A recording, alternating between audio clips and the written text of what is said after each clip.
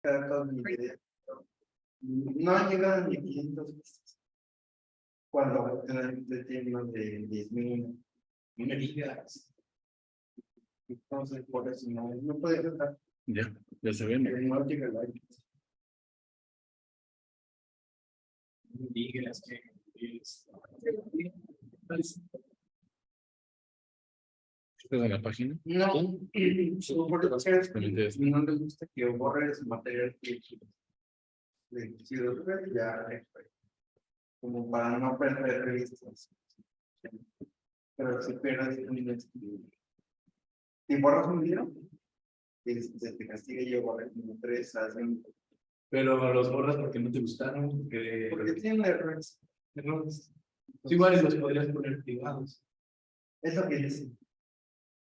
Y perderse muy bien. Y es más rápido. Yo no creo que se me da igual. Te bajas las pistas y te casas con gordos. El monopolio de las redes. Exacto, no, y Facebook ahorita es. No, bueno, Facebook, no, bueno, yo por Facebook No, supuestamente ya está transmitiéndose. no hay nada. Pues yo creo que ya empezamos y lástima a los de Facebook que están aquí, pues tendrán que enfocarse contigo y ya se está grabando para que lo subamos. Supuestamente tendría que verse aquí, aquí está Centro Cultural Tonalcali y ya se está transmitiendo, no sé por qué tarda, pero bueno, yo creo que empezamos. Ya. Sí, dale. Y ya aquí transmito yo también. Sacamos la grabación y transmito yo desde acá también. Muy bien, pues adelante, Joshua. Bueno, pues vamos a iniciar. Quiero presentar, gracias. Hola. Quiero presentarme, soy Joshua Acat, parte también de Tlactocan aquí de Tonalcali.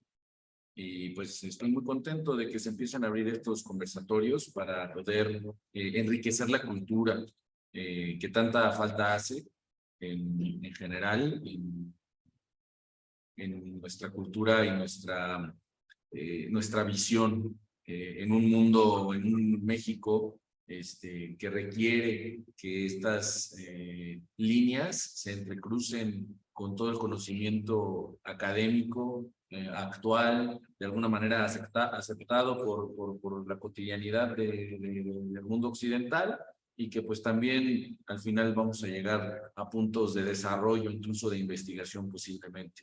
Entonces, estamos abriendo que es nuestro primer conversatorio, van a abrirse más. ¿Para qué? Para ir rescatando esos hilos, esas líneas que son fundamentales para rescatar a los intelectuales de la mexicanidad, que van a ser pues el primer paso a la recuperación de México, ¿no? Entonces tenemos aquí a el maestro Chalchicuautli. Maestro, si gustas presentar un poquito de tu background, a grandes rasgos. Gracias, gracias por el espacio. Un poco lo que hemos trabajado dentro de la mexicanidad tuvo una vertiente que igual en apariencia se salió del contexto, que fue el psicoanálisis. Yo estudié básicamente en la Asociación Psicoanalítica Mexicana, en la APM, que por cierto está ahí en Bosques de las Lomas, y lo interesante de esta institución es que de alguna forma es la secuencia de la Asociación Psicoanalítica Internacional fundada por Freud, que en este caso es el padre del psicoanálisis. Y cuando yo estaba haciendo mi tesis de licenciatura, que tuvo que ver con el Estado mexica y la diplomacia mexica, se abrió un tema ahí con respecto a Tezcatlipoca, que bueno, yo hice mi tesis en Relaciones Internacionales, o desde mi carrera de licenciatura, y la tesis tenía que ver con las relaciones internacionales de Anáhuac, principalmente de lo que yo en su momento llamé el G3, que era Tenochtitlan, Tlacopan y Texcoco. Y se abría todo el tema de Tezcatlipoca, pero por ser ajeno, digamos, al contexto político, si no es más que mítico, y sobre todo política internacional, pues efectivamente quedaba fuera de la tesis, aunque sí se hizo un pequeño, pues un pequeño análisis, pero demasiado pequeño.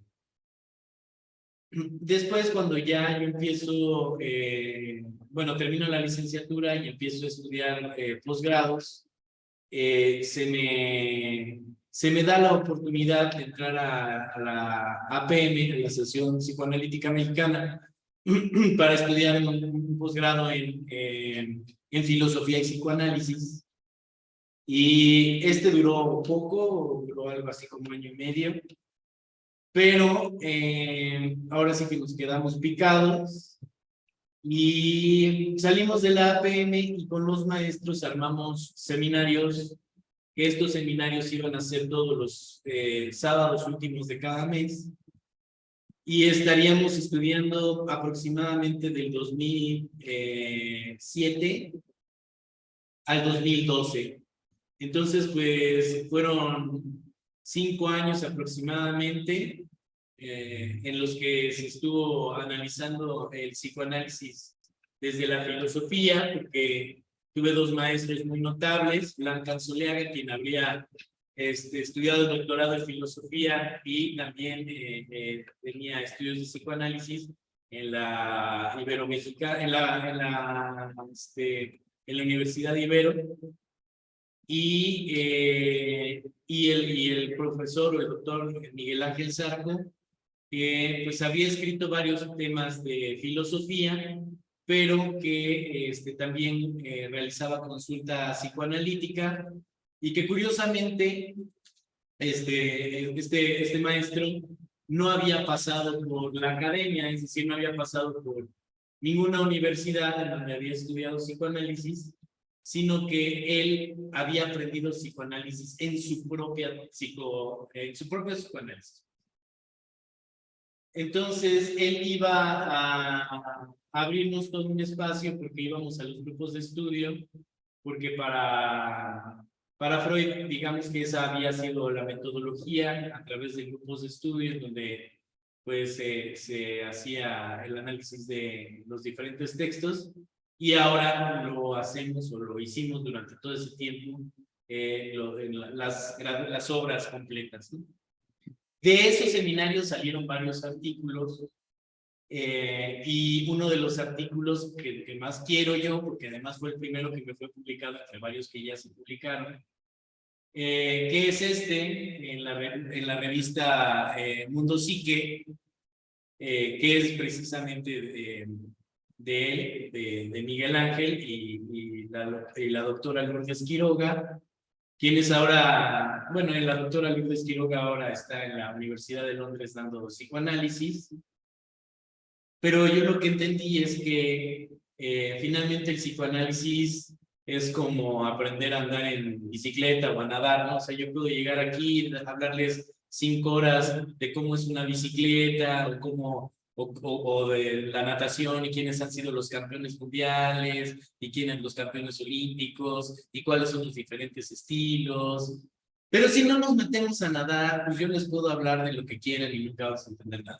Psicoanálisis es lo mismo, es nada más tocar aspectos teóricos, pero pues realmente uno hay que entrar a ese mundo, acostarse en el diván y empezar a hacer asociación libre para empezar a sentirlo.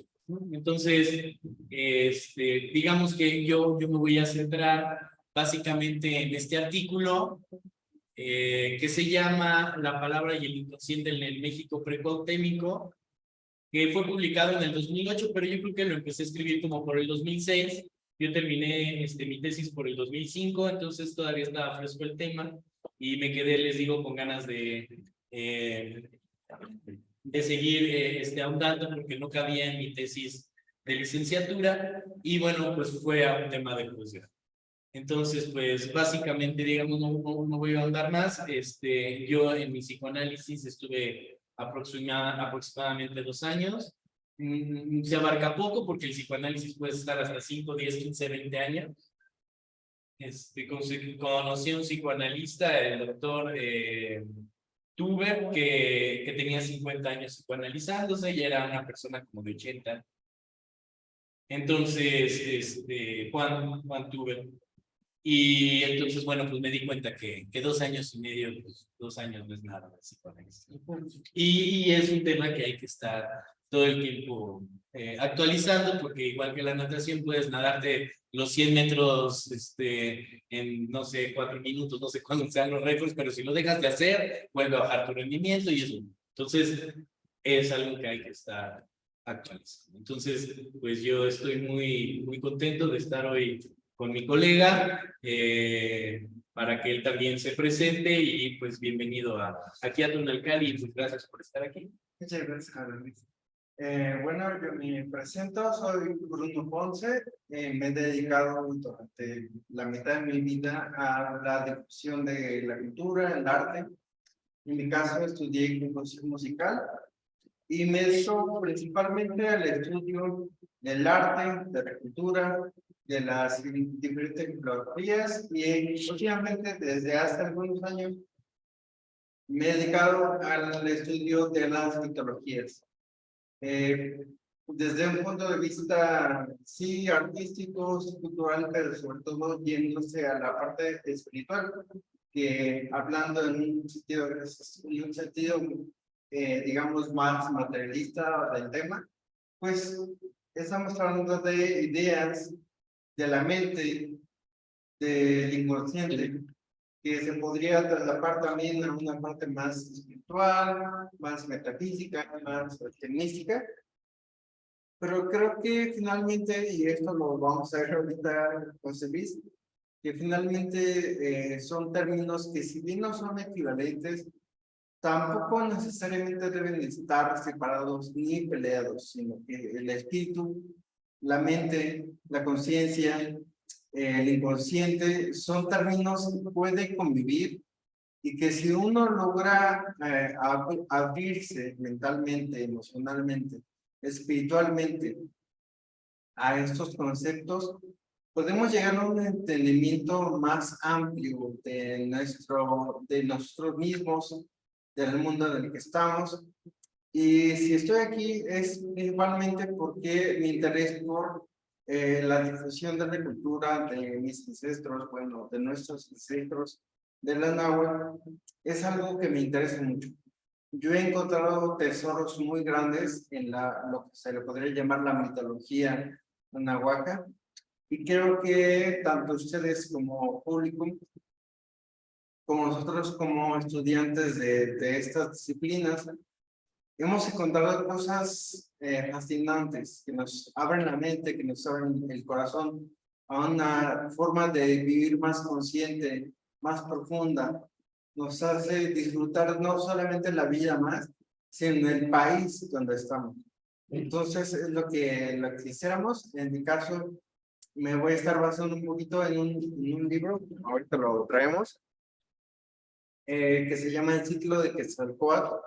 Es un libro que escribí apenas hace unos meses y trata de recopilar de una forma seria, de una manera informada, las diferentes mitologías, los diferentes pues, sí, episodios de la mitología que nos legaron, sobre todo la última, digamos, la última forma de expresión cultural, que es la mexicáyotl, donde ya podemos ver condensadas muchas otras corrientes que provienen de otras líneas culturales, que puede ser Teotihuacán, que puede ser Tula, Totecayotl, y que finalmente ella es su última y más grande expresión en la mexicáyotl.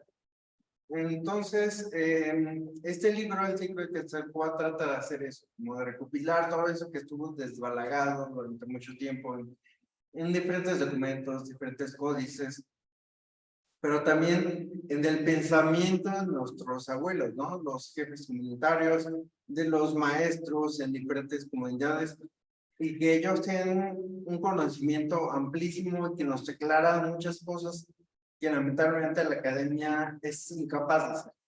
Entonces, simplemente vamos a abordar estos temas. El tema es test catológica y su relación con el psicoanálisis. Y pues esperamos que esta conversación, que para los tres es como, wow, qué padre que vamos a poder hablar de estos temas, pues también sea para intereses. Es correcto.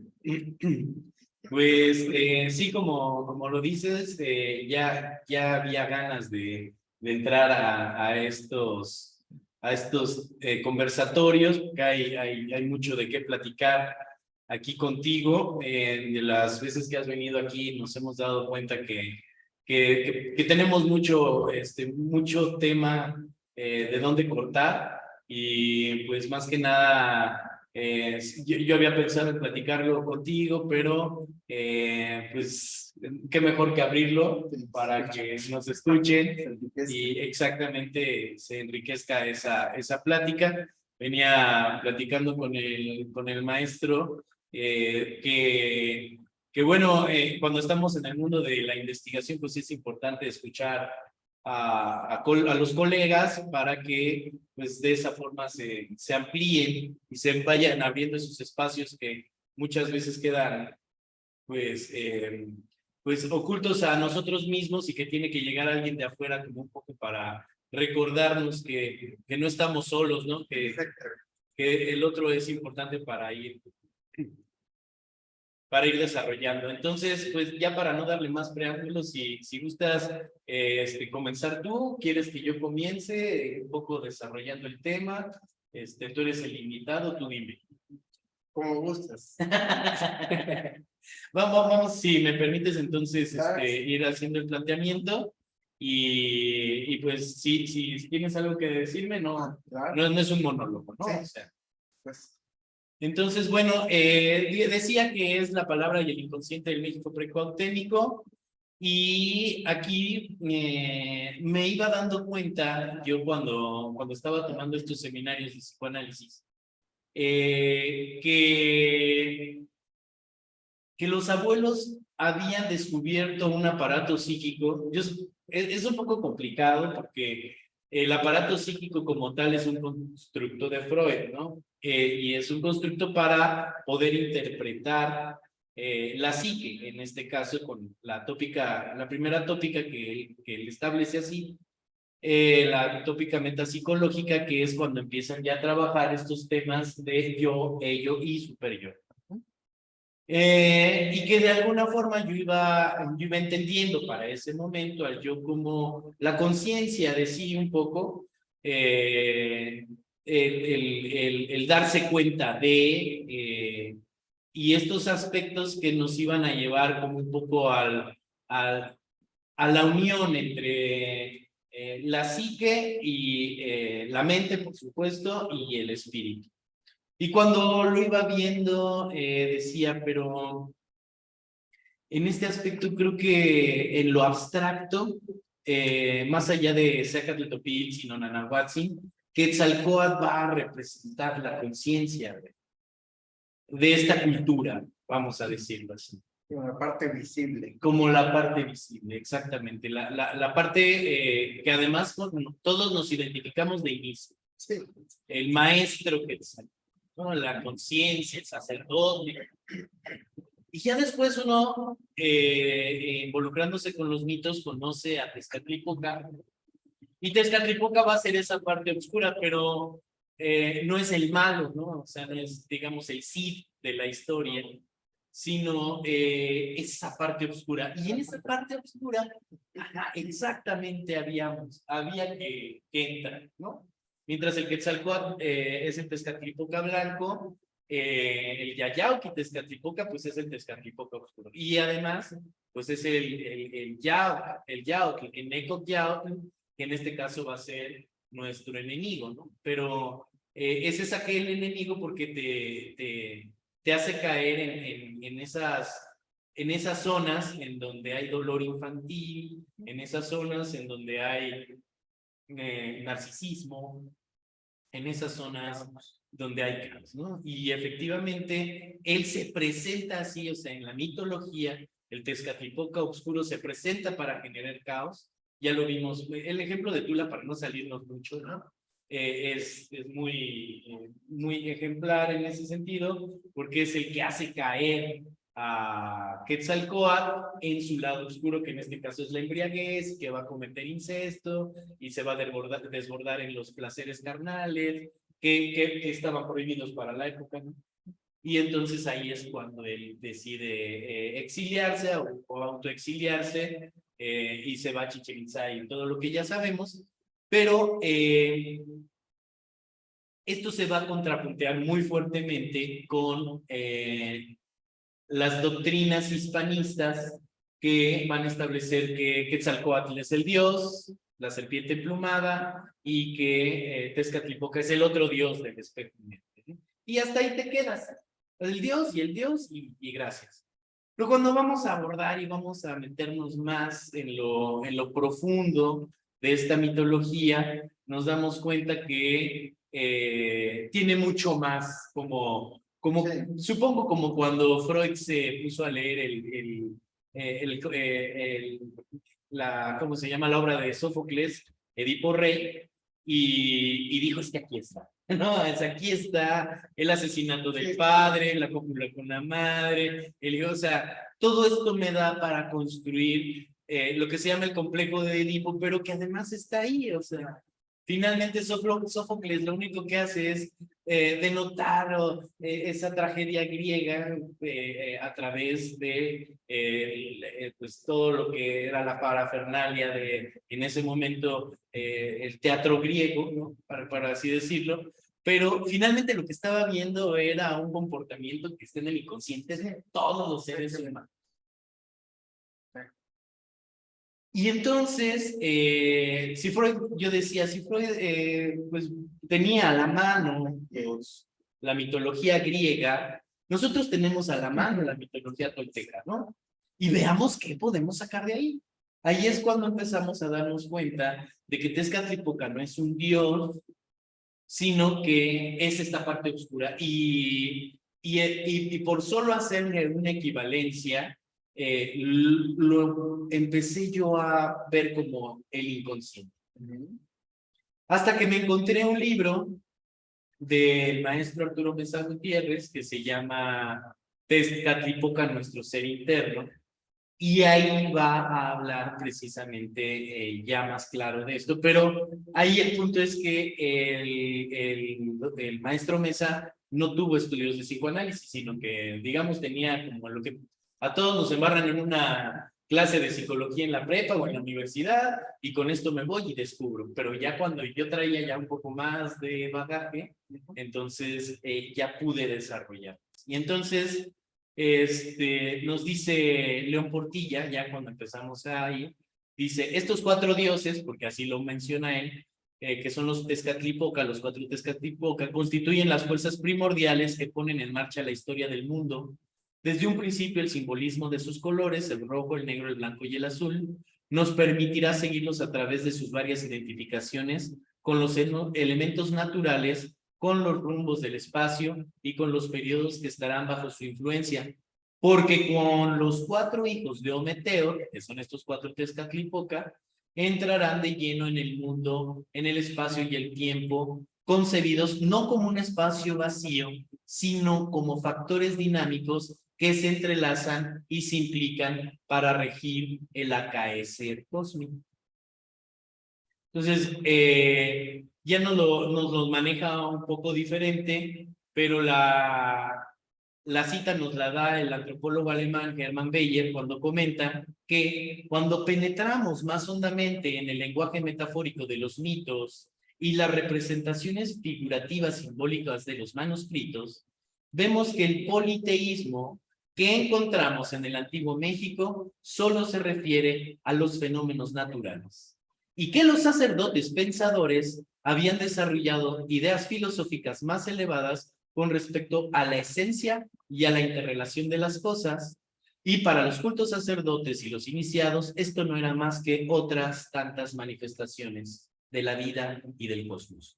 Entonces, ahí nos están diciendo que, a ver, espérate, no es que sean dioses, son manifestaciones de la naturaleza, del universo, de las esencias que interactúan pues con la vida.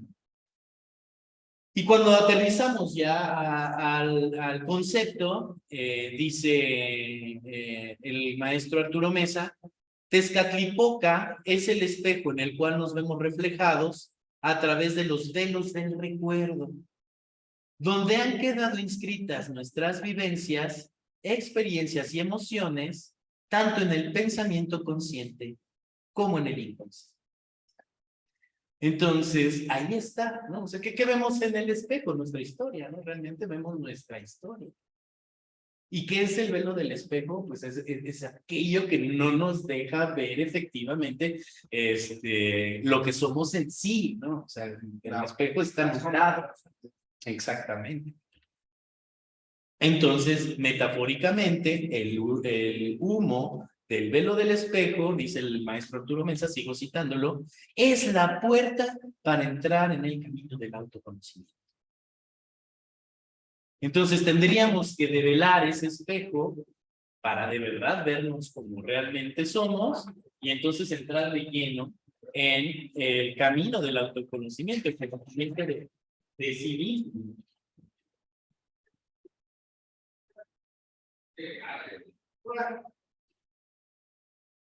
Así, adelante, bienvenidos.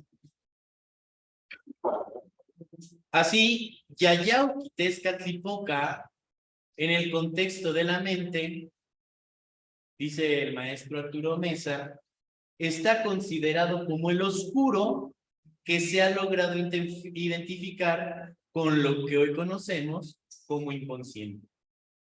Tal cual así lo plantea el maestro Arturo Mesa en el libro que ya cité. Y dice, resulta atemorizante verse reflejado en el humo del espejo, puesto que la imagen que aparece es el ello sin los esquemas de defensa del yo para ocultarse de sí mismo, porque muchas veces el yo te manda ahí esquemas de defensa, bueno, así para que no veas lo que, ¿no? Y al trascender el tiempo, la imagen contemplada también refleja etapas anteriores de nuestra propia existencia. Para Bernardino de Sahagún, por ejemplo, nos dice que Yayau Tezcatlipoca tenía distintas manifestaciones. De hecho, las fuentes reconocen 13 cualidades, de las cuales, para este artículo, escogí solo algunas, por cuestiones de espacio, obviamente, para develar algo acerca del conocimiento mexica de lo que hoy conocemos como inconsciente. Dice, somos su gente, esa es una de las advocaciones. Él es el espejo y la imagen del hombre y de su conciencia de sí. Al asomarnos a él, nos vemos, pues Tezcatlipoca nos mira con nuestros propios ojos. Es decir, somos nosotros mismos. Nada más que nuestra parte desconocida. Y después dice, Yayau Tezcatlipoca es Titlacahuan. Si gustas compartir el Titlacahuan, mira, antes ahí en el... Ándale, ahí está. Es Titlacahuan, este es del Códice Vaticano Ríos, me parece. Y ahí, si vemos, Titlacahuan no tiene ojos, los tiene vendados. Es esta parte de cuando hablamos de que nos vemos a nosotros mismos, pero hay algo muy importante. Dice, Yayau Tezcatlipoca es Titlacahuan, que literalmente se traduce como lo que todos tenemos. La metáfora, según la tradición oral, se refiere a lo que todos poseemos o compartimos en lo más profundo de nuestra mente. ¿Qué es aquello que todos compartimos en el más profundo de nuestra mente? Si no es el inconsciente, díganme qué. Que se revela a través de nuestras reacciones e impulsos. Hasta la palabra impulsos nos suena, ¿no? A quienes conocemos esta parte, del psicoanálisis, pues los impulsos son pues el impulso de placer, el impulso, es esta parte de muerte, ¿no? Eros y tánatos, como lo trabaja Freud, y dice, en Titlacahuan está el origen de las patologías y causa de las enfermedades crónicas, desajustes psíquicos y traumas. No es ese el inconsciente, no está ahí. Entonces, digo, ahí no lo está dando, y dice, los tepatiani, los sanadores, decían que antes de curar el cuerpo, se debía curar primero el alma. ¿Qué es el alma? Sino la psique, ¿no? O sea, si nosotros buscamos en un diccionario en griego psique, nos da alma como resultado. Entonces, yo cuando vi esto dije, esto está muy interesante porque es todo un estudio de la psique muy profundo, lo que hicieron los abuelos en torno a esto. Nos llegan a nosotros como mitos, igual que llega el Edipo, ¿no? Esta parte, a Freud o el asunto de Eros y Tánatos, que igual lo saca de la mitología, y dice López Austin en su Cuerpo Humano Ideología, acerca del alma, que el alma para nosotros es el tonali. El tonali puede viajar a través de los sueños, visita sitios habitados por los muertos y por los dioses, sí. La pérdida del tonali la provoca la inconsciencia, la ebriedad, la enfermedad, el miedo y el coito. Cada individuo tiene su propio tonali que se le impregna en el momento de su primera insuflación, el tonali tal cual, ¿no? Y que es la influencia cósmica que justifica su destino y su personalidad, ¿no? Aquí hay una predeterminación que viene, pero lo importante aquí que me encantó fue el tonali puede bajar a través de los sueños y que habita el mundo de los muertos, pero recuérdense que Miki, que es morir, Temiki, que sería alguien muere, se traduce como soñar. A fin de cuentas, el sueño y la muerte dentro de nuestro lenguaje náhuatl está íntimamente asociado. Entonces, por eso es el Mictlán, el lugar del reposo eterno. Y donde, cuando decía Freud, o sea, de los elementos de los que Freud se allegaba dentro de sus terapias para hacer psicoanálisis y acceder al inconsciente, pues serían los sueños, principalmente. Está toda su obra acerca de la interpretación de los sueños en 1900, que es de sus obras magnas, y los actos fallidos, ¿no? Los actos fallidos y pues a fin de cuentas la asociación libre y finalmente el sueño va a ser la herramienta principal para acceder al inconsciente. Entonces decían por eso es que decían los tepatiani, los sanadores, que antes de curar el cuerpo se tiene que curar el alma, porque finalmente el cuerpo va a somatizar lo que en el alma no se ha ajustado durante nuestro desarrollo humano. Y dice, al presenciar una sesión terapéutica de un tepatiani de Tezcatlipoca, esto sigue siendo el libro de Arturo Mesa, el paciente habló al fuego, describió la profundidad de su pensamiento. Cuando hablamos de lo profundo es el inconsciente. De lo que sentía. El espejo humeante le reflejó su dolor y qué es lo que le pasaba, develándole el motivo de su infelicidad. Cuando alguien te llega a terapia, es porque ya está en las últimas. Ya está, o sea, ya no puede con su infelicidad, o sea, ya no puede con su infelicidad. Somos pocos, y digo somos porque yo más fue un asunto de investigación de la psique, por lo que yo entré a psicoanálisis, no por un asunto que me estuviera. Si yo cuando llegué con él, ella me dijo, ¿qué haces? No, pues trabajo aquí y acá. ¿Y qué haces? No, y después de que me hizo la entrevista, me dijo, oye, entonces ¿a qué vienes? ¿Tú a qué vienes, no? Y yo le dije, pues es que yo sigo, o sea, me siento bien y mi vida al parecer es buena alrededor y no o sea, la vivo feliz, pero sigo con esta idea de seguir llegando a mi inconsciente por toda esa información genética inclusive que está en mí. Entonces, por eso es que en la antigüedad no sé, o sea, sí, porque la palabra es el vehículo del alma, ¿no? O sea, finalmente ahí está en la palabra, en el lenguaje, lo que tú dices la vez pasada, en el logos, lenguaje, pensamiento, lenguaje.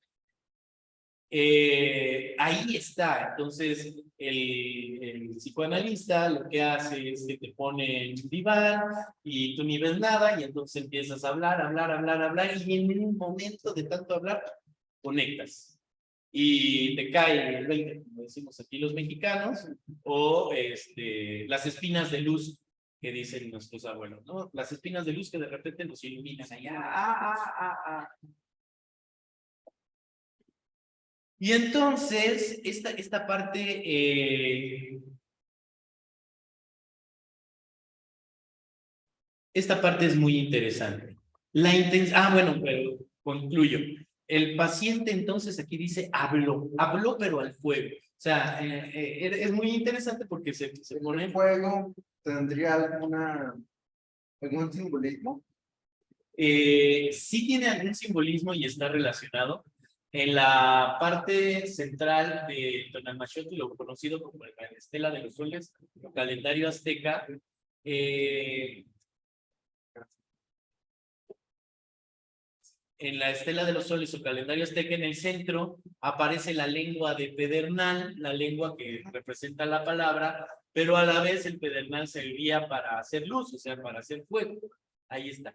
Entonces es la luz de la palabra, la luz de la conciencia que se devela en la palabra. Decía Marx, Como darle luz a la oscuridad del desierto. es correcto. A través de la palabra se va iluminando esa oscuridad de la profundidad, del inframundo en ese caso, que es el inconsciente. Y dice, la intención de las sesiones y las ceremonias autóctonos mexicas de la actualidad es la de morir y renacer. Metafóricamente representa la desintegración, que es la muerte simbólica, inducida al individuo que se confronta con Yaut. Yaut es el enemigo interno. Y posterior reintegración, el renacimiento simbólico a través de la articulación de la palabra, que en el contexto mexica es de hecho el aliento de vida plenamente relacionada con Quetzalcóatl. Y ahí está la relación, ¿no? Es de la conciencia. Ahora, eso es muy importante porque efectivamente cuando vamos a algunas danzas, algunas ceremonias y las tomamos en serio, de verdad en serio, de que danzamos desde la primera hasta la última danza sin salirnos, sin andar chacoteando, sin hacer, o sea, verdaderamente en lo que estamos, vamos a vivir esa muerte simbólica. La vamos a vivir porque llega el momento en que ya no puedes más. Y si en ese momento que ya no puedes más dices, bueno, espérate, me salgo, voy a tomar mi pulquito, mi gallito y ahorita regreso, ya se rompió. Entonces tienes que llegar, o sea, por eso te dicen, no te salgas, así mis maestros me decían, no te salgas, o sea, si entras en una danza, del principio hasta el final, sin que te salgas, y al final, quédate, porque lo más importante es la palabra. Porque dentro de o sea, estás efectivamente en un momento de muerte simbólica en donde ya no puedes más, los pies te están sangrando a veces, las ampollas, ya estás cansado, los calambres, el sudor, el hambre, el hacer todo, y llega un momento de desintegración. ¿Qué es lo único? ¿Qué es lo único que te va a volver a integrar? La palabra. Ahí está el logos, lenguaje, pensamiento, que te vuelve a unificar. El problema es que ahora ya la palabra se va en comadritas, compadritos, discúlpenme si los ofendí, la próxima semana tengo mi dancita y ya no hay elaboración. No hay elaboración. Se perdió completamente el hablar para elaborar. Ahora es nada más hablar para, perdonen si les hice una mala cara, la próxima semana nos vamos a Cholula, y no se elabora nada. Felicidades, compadrito, felicidades, comadrita.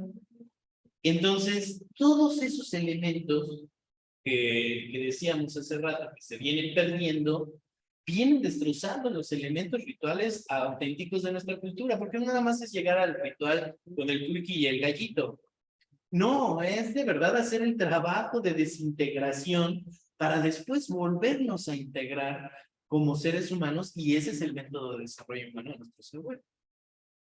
Para ir ya cerrando mi intervención, dice, otra de las citas del Códice Florentino: Tezcatlipoca nos coloca en la palma de su mano, nos agita y cual guijarros o guijarros giramos y rebotamos. Otro de los elementos que usa Freud para acceder al inconsciente es la compulsión a la repetición. Empiezas a cometer actos En patrón, ¿no? en patrón, lo que tú me decías, y entonces ya hay algo ahí en el inconsciente que está ahí y que te está llevando a girar y a rebotar, girar y a rebotar. Nosotros lo llamamos cuando va el huehue, bueno, nosotros los abuelos, no, es eso, es la forma metafórica que describe la compulsión a la repetición tan familiar e importante para el psicoanálisis. Dice, para Sahún, el Huehuetlactoli se dirige el nombre Tezcatlipoca, y en este contexto la palabra adquiere un valor muy importante, pues es la que nombra Tezcatlipoca, es decir, el inconsciente. Lo reconoce y estructura, pues la palabra de los ancianos era tomada por verdadera, fundamentada en la experiencia de la sabiduría y la consolidación del desarrollo humano de quien conscientemente, ahí está lo que platicábamos la semana pasada, de quien conscientemente es un abuelo. Entonces, ya no voy a entrar más, ya sería redundar, pero sí, ya nada más dejamos que las raíces profundas de nuestro México antiguo, hay todo un conocimiento de la memoria genética, en este caso el inconsciente Tezcatlipoca, que nosotros estamos tomando a la muy ligera, y eso por la influencia de los españoles, que nos vinieron a decir que eran dioses y ya no importa, ¿no?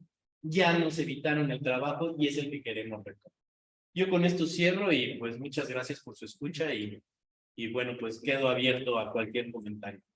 Vamos a conversar, vamos a hacer que fluya un poco más. Me encanta que tuviste un tema como de fluidez.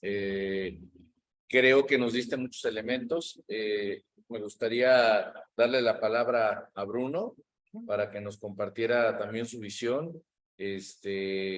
Voy a también participar después de sus intervenciones, porque creo que está buenísimo el tema.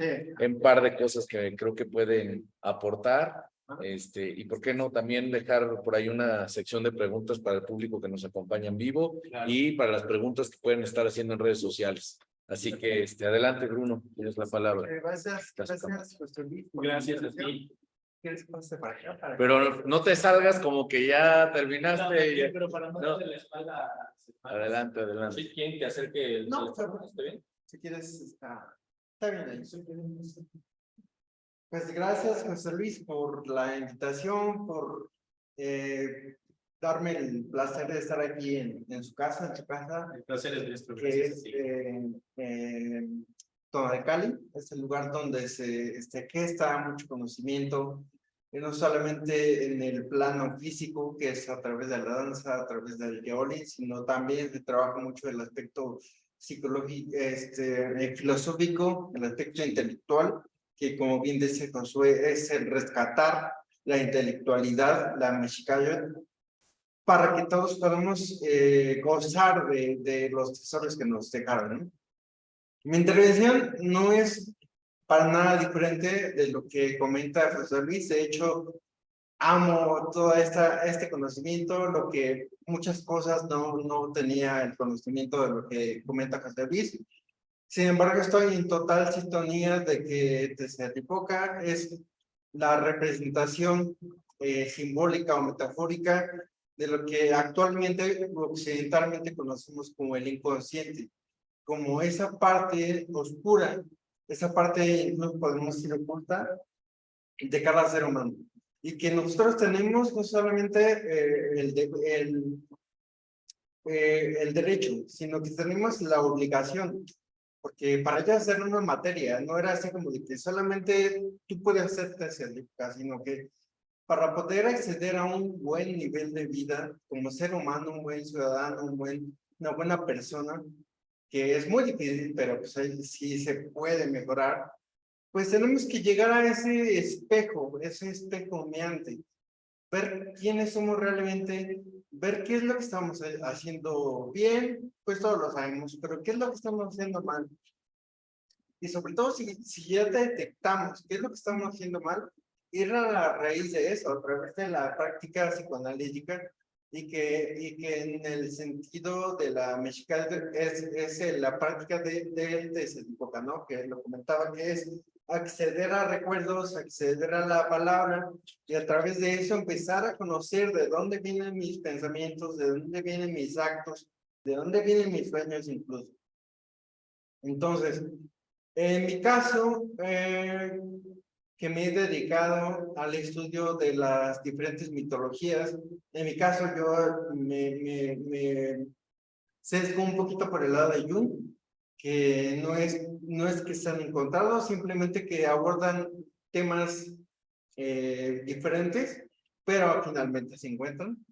En el caso de Jung, yo lo que he podido entender es como esta relación de esos símbolos de los elementos que representan las fuerzas de la naturaleza, cómo se pueden representar en estos personajes que ya los europeos les llamaron dioses, porque parece que hablan de dioses, pero simplemente, como dice José Luis, son representaciones, son símbolos de fenómenos, que pueden ser fenómenos naturales, fenómenos psíquicos, fenómenos sociales, incluso de fenómenos biológicos.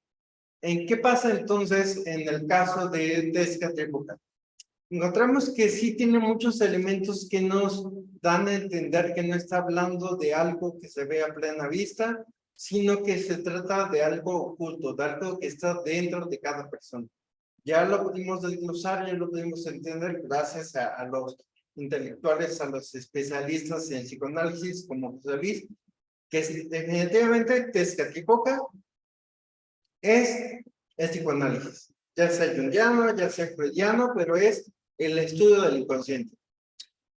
¿Cómo se demuestra esto? A través de ejemplos puntuales de la mitología anáhuac, que pues puede ser mexica, puede ser tolteca, puede ser, eso no podemos tenerlo claramente, pero pues era de ellos, ¿no? De la región del Anáhuac. Tenemos un episodio que es de hecho de los primeritos en suceder cronológicamente, que es la creación de la Tierra. Según las fuentes documentales, sabemos que Huitzilopochtli, junto con su hermano Quetzalcóatl, se les encomienda a crear la tierra. Pero la tierra que crean ellos es una tierra sin forma, son una masa de aguas, y que el sol que crea Huitzilopochtli es un medio sol, es decir, no tiene la capacidad de alumbrar como ahora.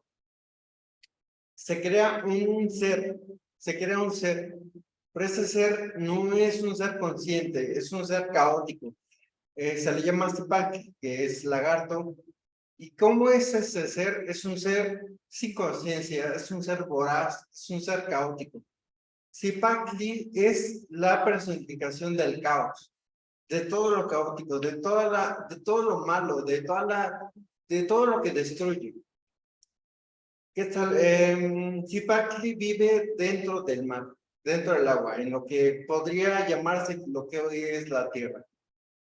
Sin embargo, Huitzilopochtli intenta poner tierra firme y lo devora. Además, era un monstruo que tenía mandíbulas en los hombros, en los codos, en las rodillas, en todos lados. Era una criatura atroz.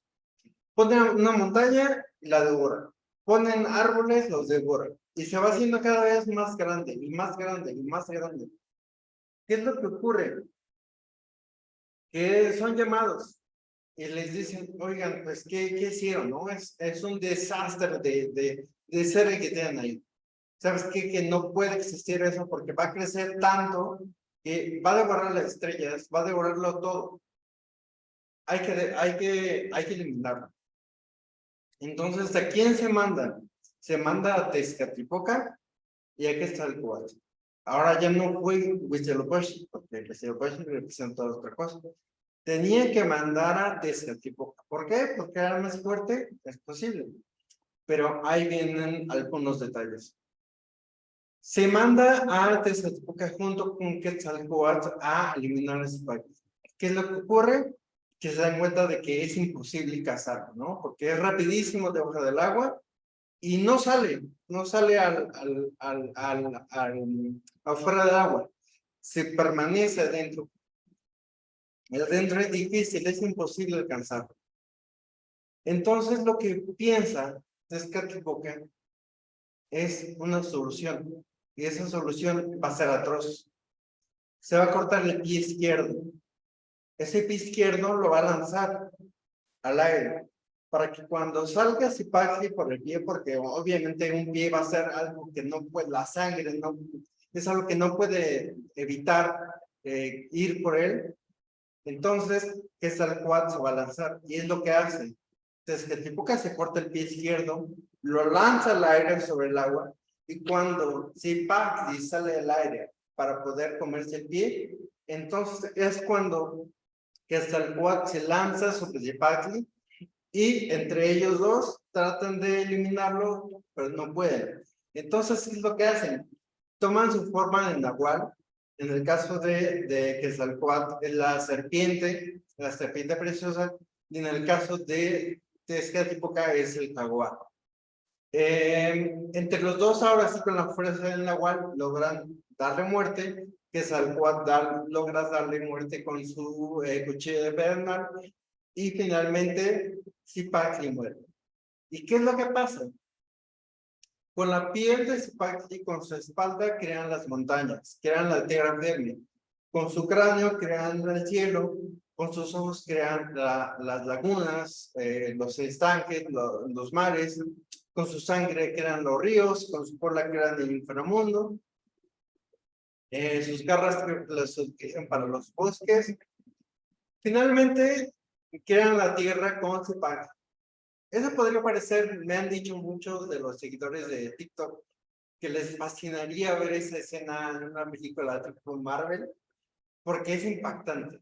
O sea, una escena así, como la que nos legaron nuestros abuelos, es tan impresionante que debemos sentirnos orgullosos de que nuestros antepasados hayan tenido ese conocimiento y esa, por decirlo así, creatividad. Pero no se queda en eso. Ya tomando lo que dice José Luis sobre qué simboliza Tezcatlipoca, qué simboliza Quetzalcóatl, qué simboliza Zipaquirá, encontramos una receta. Yo lo veo así, como que la mitología son recetas. Son como, si quieres hacer un pastel, estas son las instrucciones, necesitas esto y esto y esto y esto, bate la harina con huevo y luego le echa la mantequilla, y luego mételo al horno durante 30 minutos y tienes un pastel delicioso. Esa es la mitología, y no solamente la nuestra, la Biblia, por ejemplo, la Torá. Muchos de los textos sagrados son finalmente recetas que nos dicen, ellos sabían exactamente cómo trabajar en el inconsciente o qué debíamos hacer para vivir mejor, ¿no? ¿Qué significa ese episodio mitológico?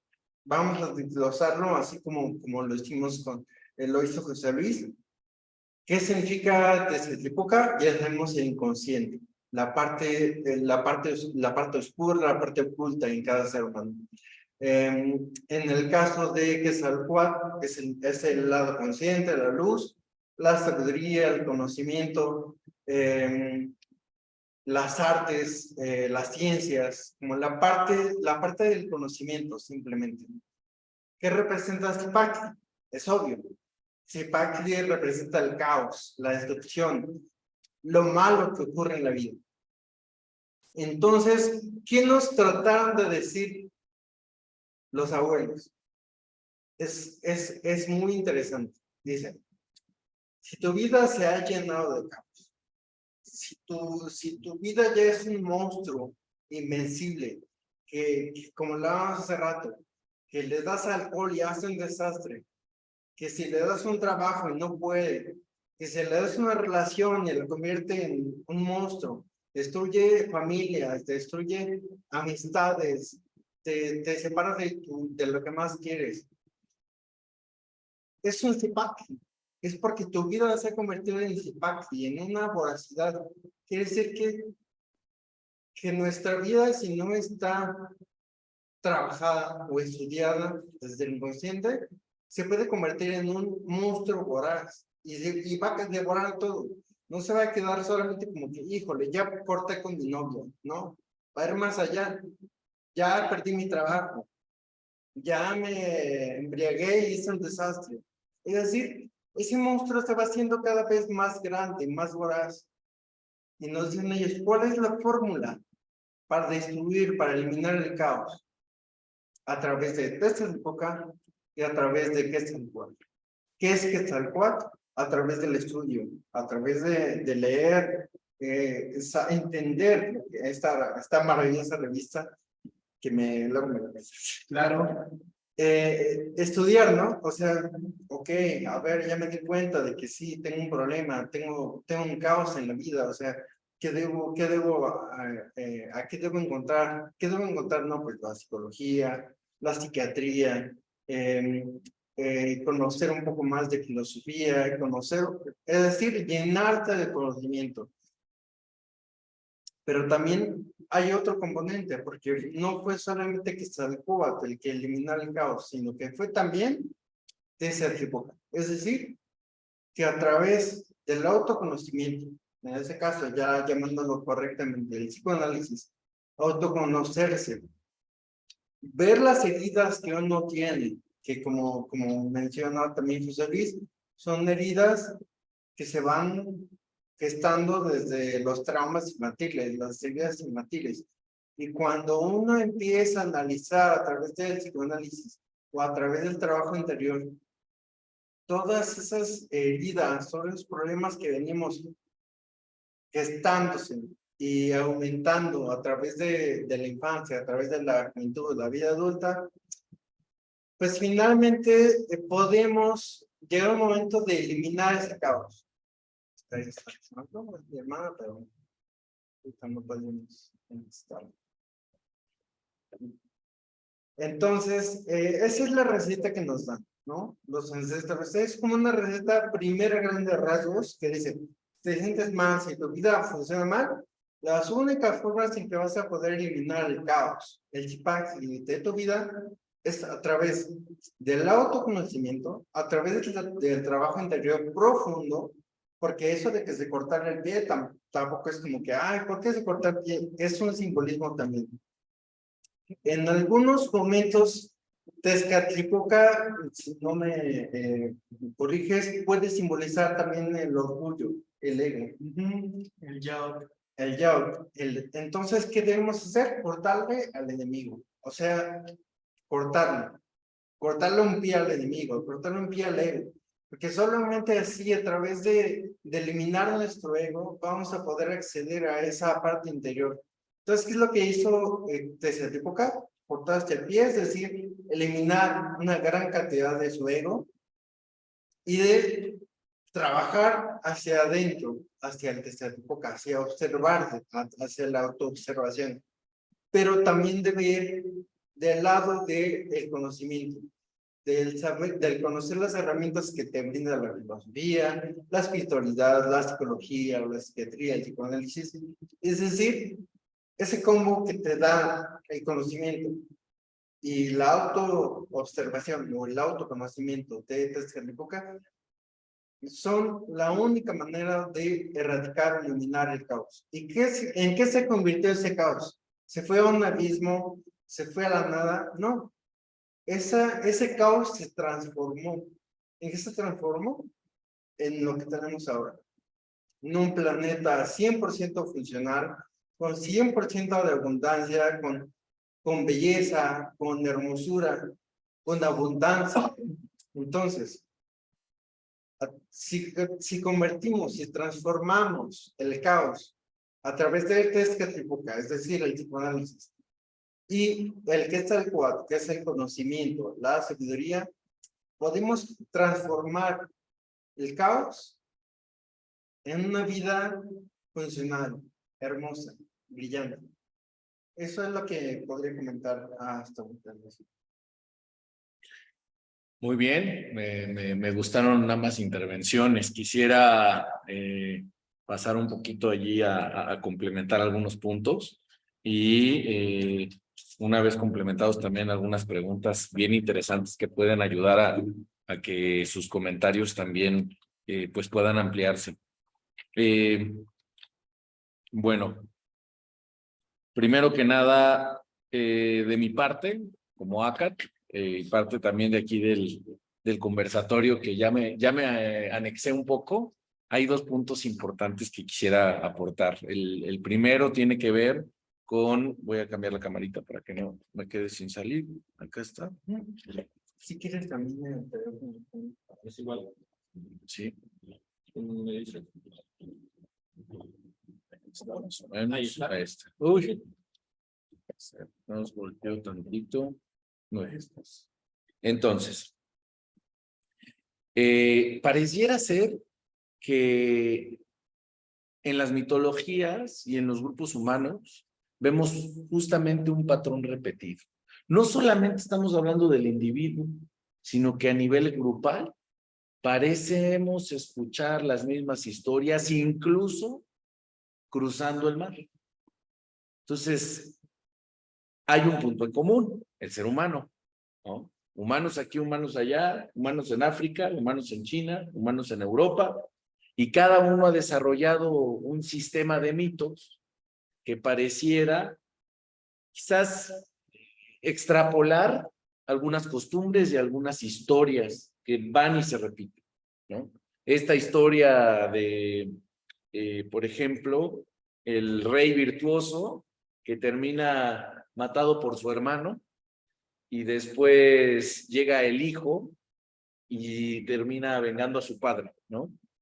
Que lo hemos visto en El Rey León, pero también es el mito de Osiris, ¿no? Hamlet. Y Hamlet también, o sea, al final es una situación de recurrencia. Entonces, partiendo de allí, hay algo que está muy de moda hoy y de moda entre comillas, y que pareciera decodificar un poco todo y se llaman constelaciones humanas, ¿no? Más allá de las constelaciones familiares que también solemos formar, las constelaciones arquetípicas padre, madre, hijo, hermanos, también existen constelaciones políticas y también existen constelaciones educativas y también existen constelaciones, vamos a decirlo, dentro de un sistema educativo, incluso de arte marcial, incluso un sistema militar.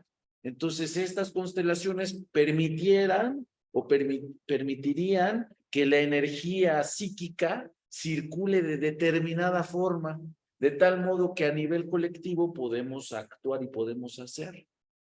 Entonces, algo bien interesante es que pues hablamos de astrología, por ejemplo, ¿no? En varias culturas y que se habla mucho de, bueno, es que está sobre nosotros tales estrellas, está sobre nosotros tal estación, el sol se está moviendo de esta u otra manera y eso definitivamente nos cambia el clima. Viene ahí Tezcatlipoca con el jaguar. El jaguar cuyas manchas particularmente parecieran haber reflejado las estrellas, ¿no? Y estas estrellas, pues están tatuadas, así como en la humanidad están tatuadas esas constelaciones, esos mitos, esas historias que se repiten una y otra vez. Y después tenemos a huehueteos, por ejemplo, cargando un disco solar, que pareciera que fuera también un disco, ¿no? De las constelaciones. Hoy las vemos como 12, ¿no? Por la situación popular, pero pues, había todo un sistema. Finalmente, la rueda celeste, cargándola encima, representaría también este arqué, ¿no? Este fuego primigenio, que después se va a estar repitiendo y repitiendo.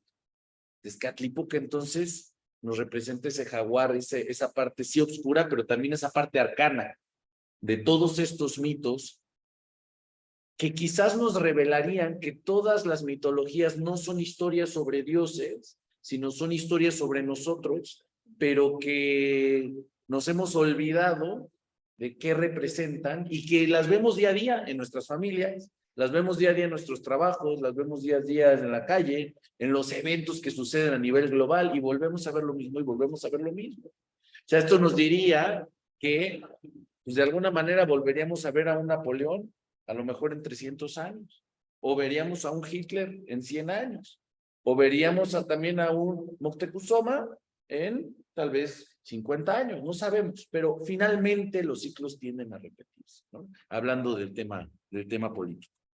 Algo también bien interesante es el tema de la asociación libre, ¿no? Que habla justamente Freud, es decir, que cuando te ponen estas manchas, ¿no? En la psicología, digo, para la gente que a lo mejor va iniciando en estos temas y dice, ¿qué ve usted? ¿No? ¿Qué está usted interpretando? Y los abuelos fueron muy inteligentes con eso, muchísimo, porque dijeron, ¿cómo haremos para que en 500 años, 300 años, nuestro conocimiento pueda ser rescatado? No a través de textos fonéticos, que para mí hoy se me hace hasta primitivo, ¿no? Considerando todo el conocimiento que podemos extraer de un símbolo, ¿no? Y a través de esta semiótica, entonces podemos a través de la asociación libre y siendo seres humanos rescatar un conocimiento. Muy bien. Eso nos hablaría de que no solamente la cultura antigua de Mexico Tenochtitlan rescata un tema de fenómenos naturales, como decían los españoles, sino también fenómenos de la psique, fenómenos colectivos, fenómenos sociales que los representaban ahí. Y creo que también no fuimos la única cultura en hacerlo y que justamente son incomprendidas estas culturas por Occidente. Y voy a traer un tema así bien pequeño por ahí de la Universidad de Tel Aviv, que estudia un tema entre magia y mística, ¿no? Donde dice que Occidente tiene una tendencia al pensamiento mágico y Oriente tiene una tendencia al pensamiento místico. ¿Cuál es la diferencia? Muy fácil. Occidente dice, yo quiero apretar un botón y que no me moje cuando salga la lluvia. ¿Qué voy a hacer para eso? Pues voy a crear todo un aparato mágico para que le voy a poner paraguas, ¿no? Para que cuando salga, mira, apreté un botón y listo. Como magia, ¿no? Entonces, esta parte de no cambiar internamente, sino cambiar mi entorno, es el propósito de la magia, ¿no? Al final es, ¡pum! Ya transformé, ya hice que lloviera. ¡Pum! Ya me vestí. Ya construí un castillo, troné los dedos, ¿no? Como lo vemos en estas historias de Disney también. Entonces, Occidente tiende al pensamiento mágico, mientras en Oriente y en los pueblos, por ejemplo, de aquí, ¿no? Nativoamericanos, vemos un tema de transformación de sí mismo, es decir, oye, no, hoy no llovió, estamos en sequía. Bueno, pues vamos a ver cómo eso me transforma. Me adapto. ¿Cómo me adapto? Y es una explicación que también ha venido diciendo Chalchicuautli durante muchos años respecto a que las mismas armas de Teotihuacán eran las mismas armas mexica, porque el propósito era hacia adentro, es decir, nosotros tendíamos al pensamiento místico. Por eso cuando los españoles que tienen el pensamiento mágico llegan y hay un encuentro de mundos, una visión distinta y no pueden entender entonces el simbolismo que no solamente interpreta fenómenos naturales, que sí, ¿por qué? Porque al final es una manera de entender lo interno a través del simbolismo externo, que tú lo puedes ver y volver a rescatar el conocimiento. Es decir, si el abuelo te dice, mira una conchita de mar, ¿cómo está? ¿Por qué te la puse allí? Bueno, observando la conchita de mar vas a entender este fenómeno psíquico, vas a entender cómo funciona tu interior, ¿no? Entonces, vamos entendiendo esa parte y vemos, por ejemplo, en la figura de Tezcatlipoca, 3 elementos importantes. 4. El primero es el estado de trance, ¿no? Ahí podemos irnos al tema de hipnosis, ¿no? Donde Erickson estudia que constantemente estamos entrando en estados de hipnosis, ¿no? De trance, mientras estamos hablando. Y si nosotros tuviéramos un fotograma, veríamos cómo de repente nuestra cara está así como que nos vamos y luego regresamos. Y luego nos vamos y luego, oye, acuérdate qué hiciste en la mañana. Y de repente nos vamos del presente, volamos y regresamos, ¿no? Los movimientos de los ojos van del lado derecho de la izquierda y está procesando diferente. Entonces, al final es este contacto con Tezcatlipoca para volver. Si nosotros nos observamos, vamos a darnos cuenta que nuestros dos pies siempre están en contacto con la tierra. Si la tierra la definimos como la realidad, entonces nosotros tenemos un pie izquierdo que todo el tiempo está humeando. Un espejo, que es nuestra mente, donde Erickson dice que estamos rebotando todo el tiempo. Cada vez que imaginas, es que tengo que ir a ver ahorita a mis hijos. Es que tengo un asunto. Cada vez que estamos en el WhatsApp pensando qué escribir, nos fuimos. Espera un momento, tengo que mandar un mensaje. Sí, claro, necesitas salir del mundo concreto e irte a tu mundo de conciencia, recapitular y ya, escribes lo que tienes que escribir. Otra vez estamos rebotando, es decir, no estamos con los dos pies en la tierra, pero en algún momento lo estuvimos. ¿Cuándo lo estuvimos? De los 1 a los 13 años. ¿No? De los 1 a los 13 años, de alguna manera el niño está totalmente o se empieza a embeber entre un mundo de imaginación y de fantasía, pero también cuando está en el mundo concreto, a través de sus sentidos está conectado. Y quizás puede ser que podemos interpretar a Zipactli, ¿no? Como ese bebé, ¿no? Algunos que justamente Chalchicuautla acaba de tener un niño, pues es como un Zipactli, nada más come y engorda, come y engorda. Nació en un día Zipactli. Mira, qué interesante. Entonces, literal, este entorno de infancia, pues, ¿qué es? Es entrar con nuestra psique primaria, ¿no? Con nuestro cerebro reptil. Eso es Zipactli. No, más allá de, yo discrepo un poco, quizás, no lo vería yo como lo malo, sino como lo primitivo. Lo caótico. Lo primitivo que está allí, y cuando somos niños estamos totalmente metidos en nuestros sentidos, queremos meternos todo a la boca, queremos placer, queremos cárgame otra vez, y si no lloro, y si no... Sí, ¿no? yo no utilicé la palabra que Zipactli era malo, pero sí utilizo la parte de que Zipactli representa el caos. Y el caos puede ser destructivo, pero no, malo no sería un adjetivo que utilizaría. ¿Está bien? Para Zipactli. Entonces, cuando está Zipactli en ese mar, ¿no? En ese mar que vamos a llamarle un océano causal, estamos en la infancia y de repente nos llega la pubertad. ¿Qué nos llega ese día? Que si todos nos acordamos, un día dijimos, ¿quién soy? Un día dijimos, ya no quiero salir con estos niños. Un día dijimos, me gusta la niña de enfrente. Un día dijimos, me quiero sentir más fuerte que mi amigo. Un día, a lo mejor, no sé, quisimos ser papá, quisimos ser mamá, quisimos salirnos de nuestro rol de niño y ya no volvimos más. Y ya no salimos a jugar a los cochecitos y dejamos ese niño para convertirnos en algo más. Y ese fue el momento en donde llegó Quetzalcóatl y Tezcatlipoca en nuestro interior. Entonces Tezcatlipoca decide cortarse un pie, pero empezamos ¿a qué? A interpretar el mundo. Antes no. Antes es lo que nos diga, de así. El niño puede tener sus conclusiones, pero la mayoría son copiadas, son estructuras simples, ¿no? Pero una profundidad filosófica, pues antes de los 13 es muy difícil. Después de los 20, 22 años. Muy difícil. Entonces, ya en los 13, ya empieza uno a empezar a interpretar el mundo, por lo menos ya te dices, esto no me parece. Mamá, ya no quiero ir aquí. Papá, me quiero ir acá. Papá, quiero tocar guitarra. No, pero tu tarea no quiero tocar la guitarra, ¿no? Entonces empieza cada uno a llevar un camino donde ese Zipactli se desmembra y esa es la herida de la infancia, es ese desmembramiento que empieza a crear ¿qué? Empieza a crear la personalidad. Y entonces ahora sí el niño empieza a formar una persona y empieza a formar un rostro, como dicen los abuelos, ¿no? Empieza ya a tener un rostro.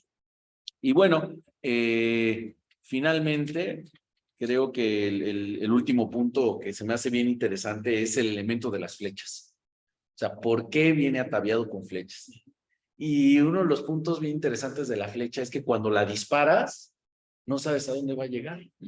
Si no es como que está entregado a la dirección del aire, como que no está totalmente, no es como el Macuahuitl, ¿no? Que dices, aquí te estoy pegando y aquí va esto, ¿no? Sino que lo sueltas, como que lanzas un destello de conciencia y quién sabe a dónde va a llegar, pero al final la flecha toca a donde tiene que ir, ¿no? Entonces, en ese sentido, la flecha tiene un atributo que se parece mucho a la intuición, que se parece mucho a la confianza, a ese navegar que no lo acompaña el intelecto de A a B, sino que simplemente lo suelta y que esperas que llegue al punto B. En ese sentido, cuando hacemos una meditación, a veces no hay un propósito. No hay algo objetivo ahí, estar, no vas a salir del intelecto si estás meditando y dices, es que quiero atraer la abundancia, quiero atraer, y a lo mejor no te deja, pero si simplemente te dejas fluir, entonces estás empezando ¿qué? A usar las flechas, estás empezando ya a fluir como ese Tesca, ese espejo, y empiezas a reflejar, porque la serenidad del espejo, pues cómo se ve cuando el agua está calma, ¿no? Serían los elementos que, por cierto, en el escudo, ¿sí? Trae elementos pues acuáticos. Entonces, nos habla de un tema de fluidez, nos habla de un tema también de las flechas. De mi parte, pues, sería esos aportes, y me gustaría preguntarle a Chalchicuautli, ¿qué piensas tú de temas de terapia? O sea, podemos entender a Tezcatlipoca a través de la asociación libre, ya entendimos qué es eso, pero no hemos desarrollado como tal, o no hemos rescatado un sistema terapéutico. Y si fuera un sistema terapéutico, ¿sería realmente competitivo a los avances que ha habido, digamos, en Occidente? Y ¿cómo podríamos crear realmente un sistema? Si es que se puede originar, y si no, pues ya quizás llegamos al punto de que toda la humanidad ha aportado a sanar la mente, que yo creo que estamos más enfermos de la mente que del cuerpo, ¿no? Vivimos 70, 80 años ya, pero de la mente hay gente de 23 años que ya no la cuenta, ¿no? Que ya estamos muy mal. Adelante. Por esas causas mueren también. Y también por esas causas mueren. Mira, el método sí existe, y lo plantea de alguna forma don Juan Matus. Hay todo pues un debate de si es auténtico o no, pero no me voy a meter ahorita en ese debate. Vamos a dar por sentado que este conocimiento que arroja Castaneda en torno a la psiquiatría, que el tema de los enteógenos, en este caso mezcalito y humito, como él llama al peyote y a los honguitos, al menos en las enseñanzas de don Juan, sí van a abrir un método de medicina psiquiátrica. O sea, eso queda claro de que siempre hubo una medicina o una psiquiatría relacionada con ello. Pero también una parapsicología, digamos, también esto te lleva a abrir puertas en el sentido, inclusive Jim Morrison lo habla, son estas puertas que son puertas a la conciencia. No olvidemos que Jim Morrison lee mucho a Castaneda en su momento y que va al desierto, al consumo del peyote, y que muchos de los trabajos que hacen también están muy relacionados con Freud, ¿no? Esta rola de Bien, en donde habla precisamente del mito freudiano, y que vamos a encontrar que son aproximaciones, ¿no? de chamanes. El propio Morrison se consideraba un chamán de la nueva era, estaba despertando la conciencia, ¿no? O sea, la conciencia de lo que despertó. Y entonces, bueno, a lo que voy de las puertas, de Doors, las puertas, en este caso, estos enteógenos que no son ya psicotrópicos o drogas psicodélicas, sino que los consideramos enteógenos, sí van a dar la pauta para lo que es este trabajo de medicina psiquiátrica. Y el otro, la recapitulación. La recapitulación es el otro método tolteca, con esta respiración que conocemos ahora de abanico, que nos han enseñado los maestros, que es tomar de un lado del cerebro el recuerdo y desinvestirle el impulso, ¿no? Total. Es decir, las palabras, los actos, los sentimientos están embestidos por nuestra propia energía. Y es esa energía que queda en el acto, ¿no? O sea, cuando me robaron mi lápiz en la infancia, por decir, ya no es el lápiz, sino lo que quedó en mí de experiencia con ese lápiz, y ahí está el recuerdo.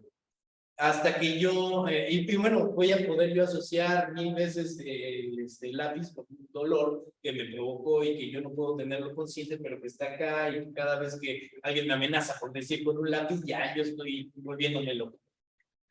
Entonces, en ese sentido, lo que yo tengo que hacer es desinvestir al lápiz de mi recuerdo. El lápiz es un pedazo de madera con grafito ahí, ya, ¿no? Carbón, no sé. Saco el recuerdo, desenvisto al lápiz de mi recuerdo, de mi trauma. Y ahí ese es el método que establece nuestro tema.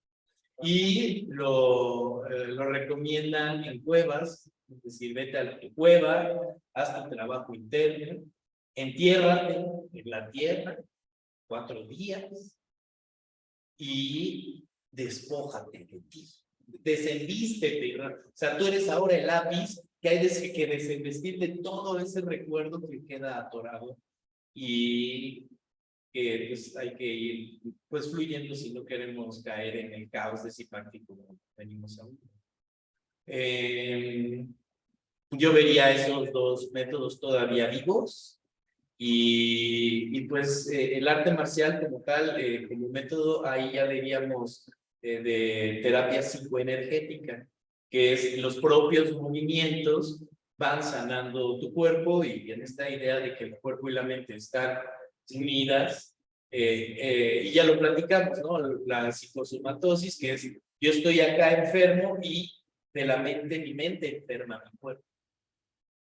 Pero si a mi cuerpo le enseño a moverse adecuadamente, a hacer ejercicios sanos, etcétera, etcétera, mi cuerpo también es capaz de sanar a mi mente en un sentido contrario. Entonces, en ese caso, la danza es el elemento que nos va a sanar el cuerpo y La mente. igual que el arte marcial. En este caso yo le apuesto al Shaolin porque es nuestro sistema, pero cualquiera, también el Kung Fu tiene lo suyo y o sea, todas las artes marciales más en ese principio. Muy interesante. Me gustaría aportar el tema rápidamente de lo que hacía, por ejemplo, Pachita, ¿no? O sea, más allá está un tema de hongos, de peyote, de estos, vamos a llamarle reseteos, ¿no? De estas transformaciones, de esta consulta con los abuelos. Está también un tema simbólico, ¿sí? Y están, bueno, estas operaciones que todavía ni siquiera se comprenden, ¿no? Pero yo lo llamaría como quirófano, ¿no? Está también el tema psíquico, que yo le llamaría una psiquiatría, pero creo que también tendríamos una herramienta psicológica que lo he visto en toda América y es lo que hoy se llama como psicochamanismo, ¿no? En los cuales el chamán directamente escucha qué te pasó y después te dice, a ver, trae fotos de tus papás, trae fotos de esa persona que todavía no has podido superar. A ver, vamos a hacer aquí, vamos a hacer vamos a prender este fueguito, vamos a hacer esto, vamos a hacer aquello, habla de la fotografía, etc. Entonces, ¿por qué? Porque la mente acepta el símbolo como, o sea, no hay diferencia entre que yo esté frente a ti, que tenga un símbolo tuyo, porque al final es mi sanación. Entonces, a través de los sentidos entra también el simbolismo, ¿no? Entonces vienen ahí una serie de también personas que han trabajado mucho este método, ¿no? Metagenealogía, psicomagia, los Jodorowsky, etcétera. Y que creo que al final es una forma de occidentalizar o de aterrizar varios puntos que ya estaban en la cultura chamánica y que justo comentaba en uno de los videos que grabé hace poco, donde en una danza, ¿no? Van tejiendo mientras van danzando, lo hemos visto en varias partes de la República, estas danzas donde se van intercalando y al final queda un tejido y lo levantan, ¿no? Exacto, y en medio ponen a la Virgen de Guadalupe. Entonces, yo lo que mencionaba en ese video es, no es un acto religioso, o sea, no es un tema que sea en honor a la Virgen de Guadalupe, sino que representa la Virgen, que representa la tierra y la forma, ¿no? Del órgano femenino que tiene la Virgen. Bueno, representa esa energía femenina que a través de tejer la constelación correcta de seres humanos, se puede ¿qué? Atraer una energía que puede preñar energéticamente al grupo. Una energía tonal. Claro, o sea, la energía tonantzin se crea a través de ese tejido. Y ya que tienes una matriz fértil, como si fuera un óvulo, va a llegar el esperma. Llega el esperma, llega las oportunidades, llega la forma en cómo eso genera, ¿no? Entonces está intrínseco el hecho de que con los elementos que trajeron, en este caso también simbólicos al final, del otro mundo, del otro lado de Europa, pues los abuelos dijeron, pues esto es esto, pero ellos no lo van a entender. Nosotros sí, vamos a conservarlo de esta manera, vamos a conservarlo de esta otra.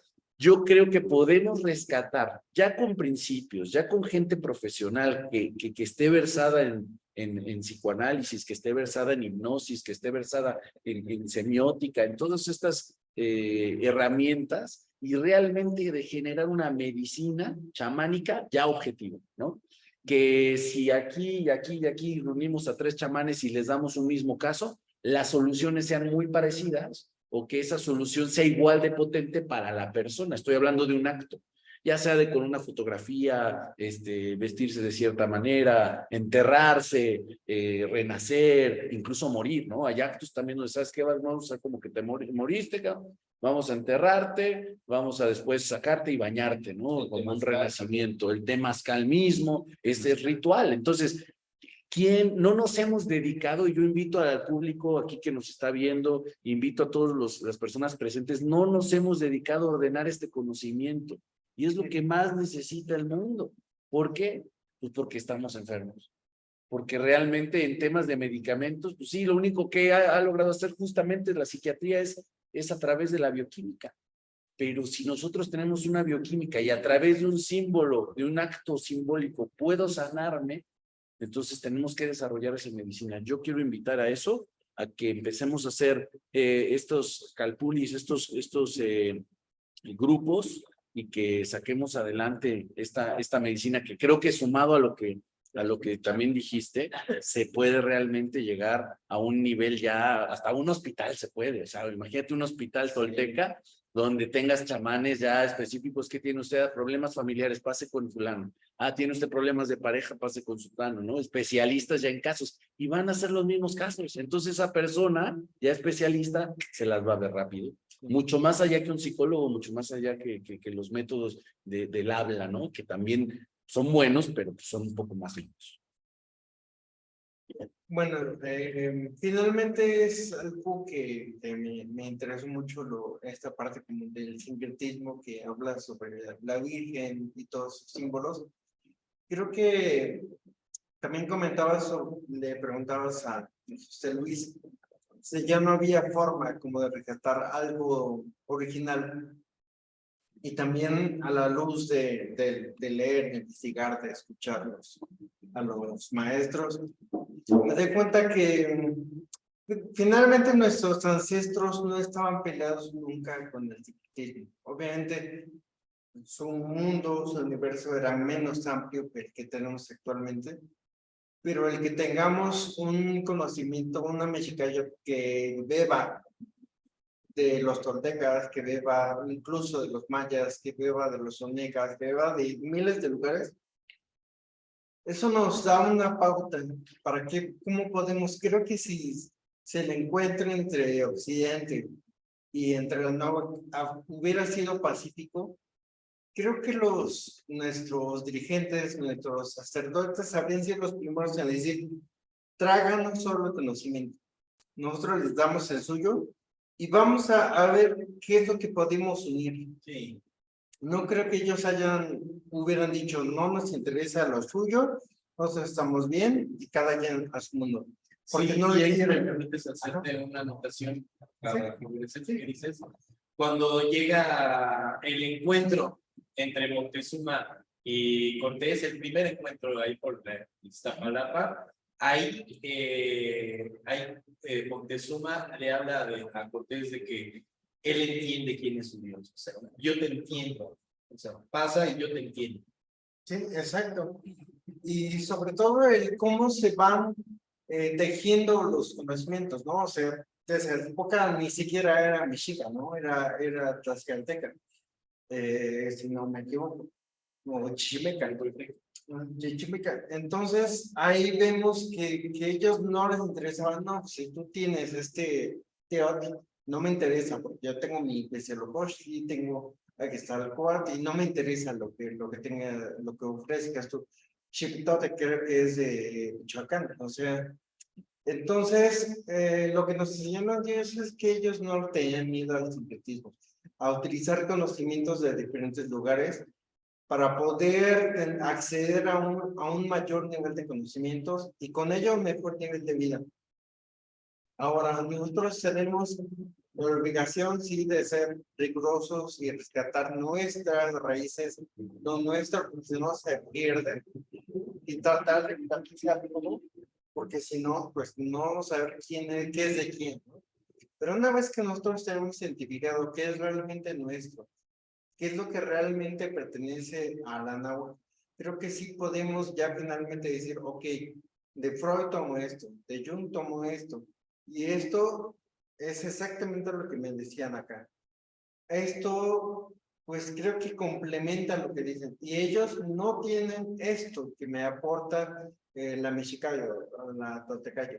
Entonces, una forma de poder no completar, no llenar lagunas, sino de integrar un conocimiento pues orgánico, tal vez como incluso nuestros abuelos lo habrían querido, es simplemente sumar, ¿no?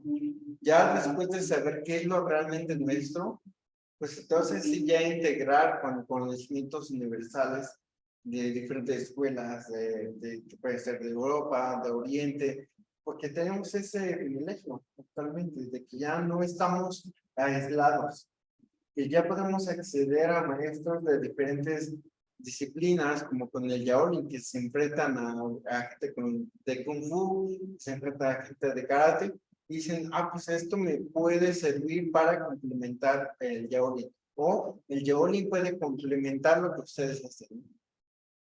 Entonces, hablando sobre ese tema, yo siento que podría ser una vía, no aislarnos, no pelearnos con el occidentalismo, sino definir qué somos, quiénes somos, y cuando tengamos ya eso bien definido, podemos integrarlo al conocimiento que nos ofrece el occidente.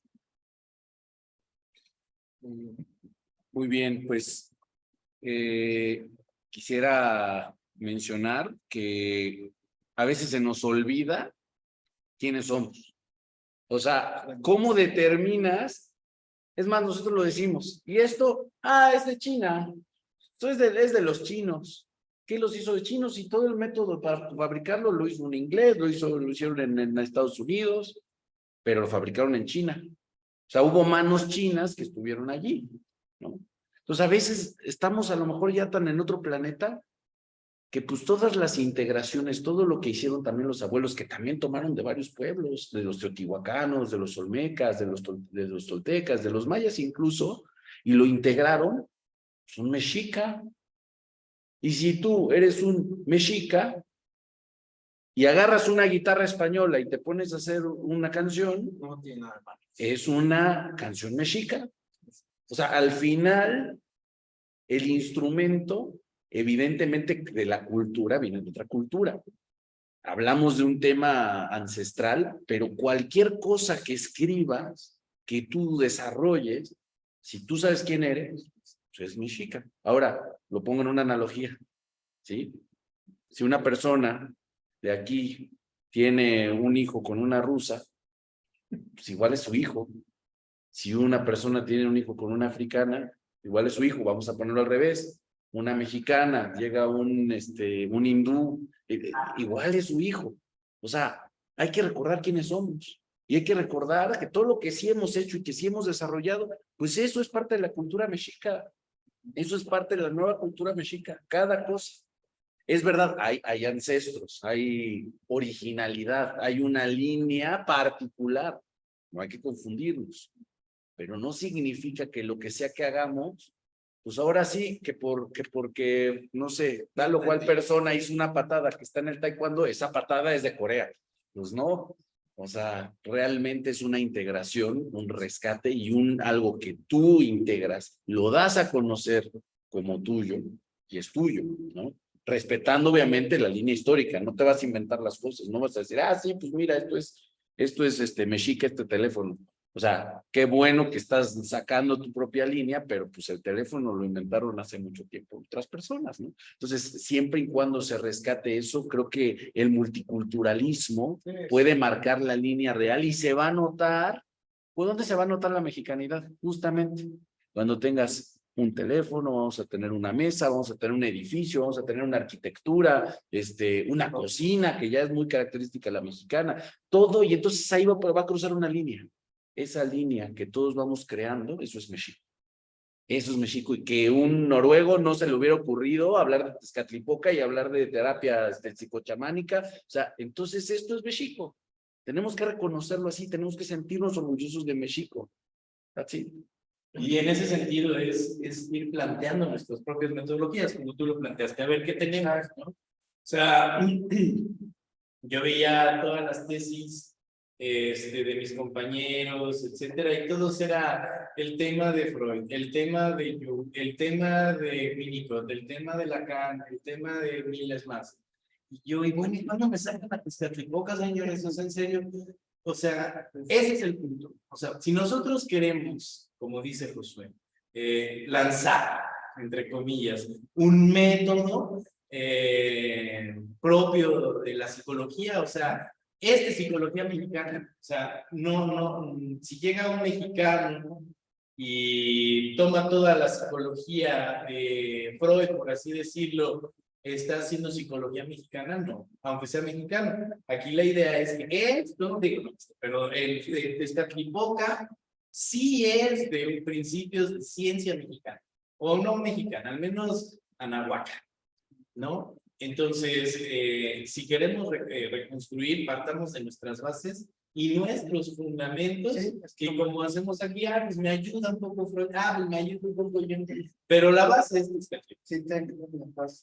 una base, y esa base yo se los digo, yo se los decía a mis alumnos cuando daba psicología y epistemología en la universidad, o sea, y se leían esto, abóquense, que en sus trabajos de tesis recuperen formas, o sea, para mí que no, o sea, escribí 7 hojitas, pero escriban libros al respecto, escriban libros, porque solamente así podremos restaurar nuestros intelectuales. Lo primero que llegaron a hacer los españoles fue quemar nuestras bibliotecas. Y matar a nuestros sacerdotes, bueno, a nuestros sabios. ¿Qué es lo primero que tendremos que hacer? Recuperar nuestros libros y volver a poner en su lugar a nuestros sabios. Es cuando. Muy bien. Conclusión. Pues igual, sumándome a este movimiento para primero reconocernos, darnos cuenta de que hemos estado sufriendo no mucho tiempo, solamente 500 años, que en el tiempo de civilizaciones tampoco es mucho, pero ya es tiempo, ya se siente el momento que ya llegó, ya estuvo. Se siente el ambiente, yo lo veo con mis seguidores que tienen un interés impresionante por quiénes son, de dónde vienen. Y realmente decirles que lo busquen quiénes son, no tengan miedo de encontrar quiénes son, porque les han hecho mentiras, les han atiborrado de mentiras durante toda su vida, para que no accedan a quienes realmente son. Por miedo a que si saben quiénes son, se empoderen. Pero cuando lo hagan, van a sentir primero un calorcito, van a sentir, y se van a sentir muy bien. Muchos ya me han dicho que han sentido eso. Y entonces cuando pase eso, sigan en esa búsqueda. Tenemos estos espacios Tonalcali que están en Azcapotzalco. Pueden pedir información. Con mucho gusto, estamos haciendo también actividades aquí muy seguido para practicar arte marcial mexica, que es el yaolin, danza mexica también. y mucho conocimiento. Entonces, reconozcan quiénes son, siéntanse orgullosos de quiénes son, del lugar donde nacieron, y no es nacionalismo barato, es realmente reconocer que vienen de una estirpe muy fregona, que se las sabía todas. De hecho, mañana vamos a estar dando una charla sobre el libro, pero vamos a tocar el tema de por qué se siente eso de que cuando llegan los españoles en barcos enormes, llegan con sus armaduras, llegan a caballo, con pólvora, con espadas de acero, y llegan y nosotros, pues sí, ya conocíamos la metalurgia, conocíamos varias cosas, pero muchas cosas parecían que están desfasadas en desarrollo. ¿Por qué? Y eso también puede molestar mucho a la autoestima de los mexicanos. Y entonces analizar cómo los mexicanos, los que tenemos esta sangre de los ancestros, no nos conformamos. O sea, ellos, Europa, caminaron tantito y dijeron, ya me quedo aquí. Llegaron a Francia, me quedo aquí. Llegaron a Alemania, me quedo aquí. Llegaron a España, me quedo aquí. Nosotros no, le seguimos. Pero allá arriba ya hace un frío de la fregada, le seguimos. Total, llegaron a la India, llegaron a Rusia, llegaron hasta Siberia, pero todavía vieron nuestros abuelos, tus abuelos, mis abuelos, nuestros abuelos, vieron allá en lo lejos parece que hay tierra, vamos, pues vamos, pero pues está bien feo, no hay ni por dónde pasar, se rompe el hielo, no, pues en verano, pero pues las tormentas, vamos, ¿qué hicieron? Estamos aquí. 20,000 años después de que se asentaron en España, empezaron los asentamientos en el territorio que hoy es México. 20,000 años de que no nos queríamos quedar en un solo lugar. Queríamos buscar, queríamos encontrar, queríamos ir más allá de los límites. Eso somos, no nos conformamos. Entonces, ese espíritu se nos quiso eliminar, nos quisieron aplastar con ideología, con muchas mentiras, que hicieron que rechazaras quién eres, de dónde vienes, pero ya puedes acceder a toda la información, te das cuenta de que los mismos antropólogos hacen bolas con todo lo que hay de no pueden comprobar nada de lo que se ha dicho durante años. Incluso hablando con profesionales en antropología, es que ya es lo único que te puedo comprobar, y ni siquiera hay pruebas contundentes de nada. Entonces, ¿qué es lo que sí tenemos pruebas? Lo que nos dicen los abuelos, lo que dejaron, que está regado en diferentes lugares y que aquí Costa Rica se ha encargado durante mucho tiempo a rescatar ese conocimiento. Eso es lo que sí tenemos. Entonces, es esa invitación a reconocerte en ello, reconocerte en gente poderosa. Y por eso estamos aquí tan interesados, nos juntamos porque queremos realmente que las personas sepan quiénes son, de dónde vienen. Porque para nosotros va a ser una revelación, un modo de vida mucho mejor, ¿no? El realmente desarrollar un amor hacia tu país, pero no ficticio, artificial, de disfrazarte de mexicano, como dicen unos amigos, sino realmente creer lo que eres y trabajar hacia lo que debe ser. Entonces, es la invitación, investiguen, lean, pero sobre todo, intégrense a estas casas de cultura mexica, como Tonalcali, como los danzantes, y ahí ustedes van a empezar a ver qué es lo que les vibra, qué es lo que no, y van a encontrar su propio camino, pero ya libres de caminar hacia el estrecho de Bering y más allá. Entonces, les doy las gracias a Tonalcali, que ya ha sido también casi mi casa. Claro, bienvenido. Que Todo ya México. estamos aquí ofreciendo los talleres, de pronto Muy bien. también al arte marcial. Muy bien.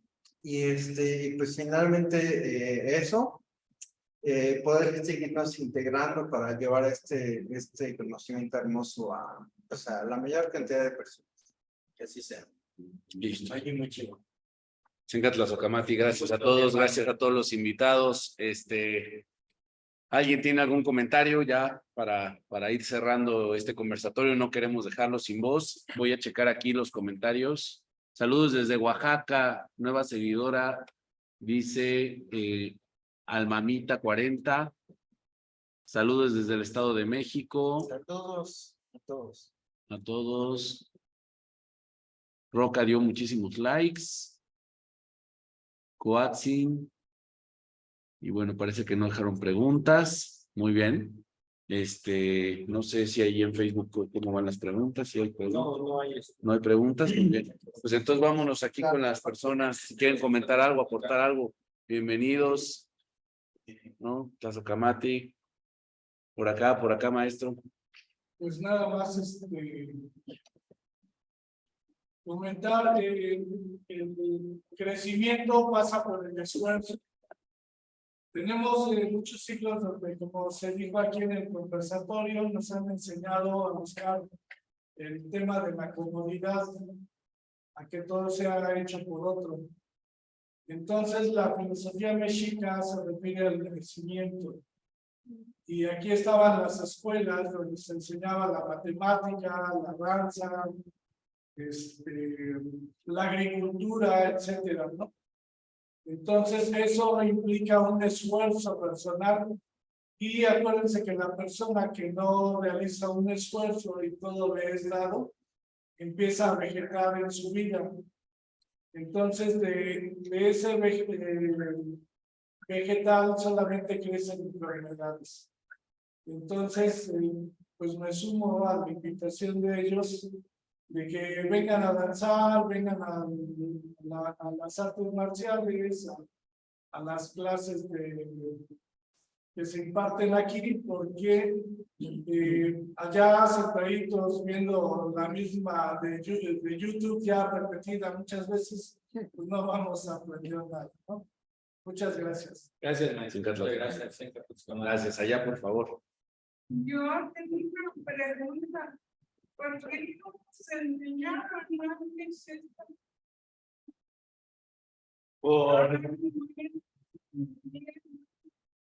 Por temas de manipulación social, temas de mantenernos ignorantes para mantenernos débiles, básicamente. Yo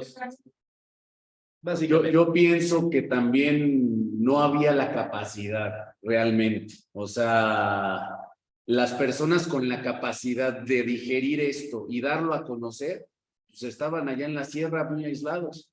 Hoy, gracias a que tenemos esta tecnología en red, empezamos a integrarnos y esto se empieza a difundir. Pero yo creo que también había falta de capacidad. La gente no tenía la misma capacidad de ahora de procesar información, no tenía el mismo intelecto, no era gente culta y evidentemente quien tenía el control no solamente político, económico, sino también ideológico, pues era el Estado.